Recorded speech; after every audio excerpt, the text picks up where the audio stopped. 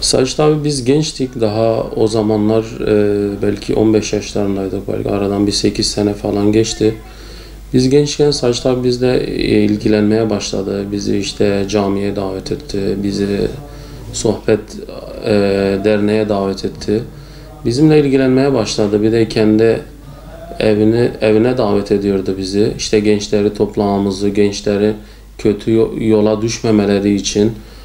Yani onu ilk gördüğümüzde zaten simasından, duruşundan muvahhid bir Müslüman olduğu belliydi. Yani bizi etkiledi gerçekten. Bir de çok kitap okurdu, çok kitap okumayı severdi.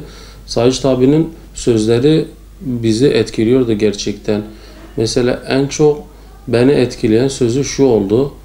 Diyordu ki, sürekli söylüyordu, yani bunu diyordu, kulağınıza küpe olsun gençlere ve bizi her gördüğü zaman diyordu ki, kendinizi hak ile meşgul etmezseniz batıl sizi işgal eder. Yani bu sözü bizlere sürekli hatırlatıyordu Sacit abimiz. Yani duruşuyla bizler her gördüğünde tebessüm eder, mütebessimdi. Bizlere yani biz onu gördüğümüzde sevinirdik. Şehidimizin hemşerisiyim aynı zamanda. Sacit abi beni çok seviyordu.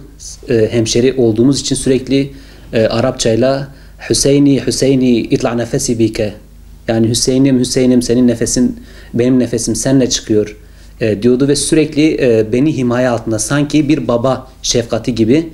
Ben burada gurbette olduğum için bir baba şefkati gibi, sürekli bir eksiğim olduğu zaman sürekli o ilk yardımıma koşardı. Ben Sacit abiyi iki kelimeyle anlatmak istiyorum. Fedakar ve samimi. Gerçekten çok samimi bir arkadaşımızdı. Bir başka anım da Sacit abiyle, Sacit abinin şehadetinden yaklaşık 2 ya da 2,5 saat önce Sacit abiyle öğle yemeğindeyken gerçekleşti. Sacit abi dedim, bak YouTube kanalına çıkıyorsun Sacit abi.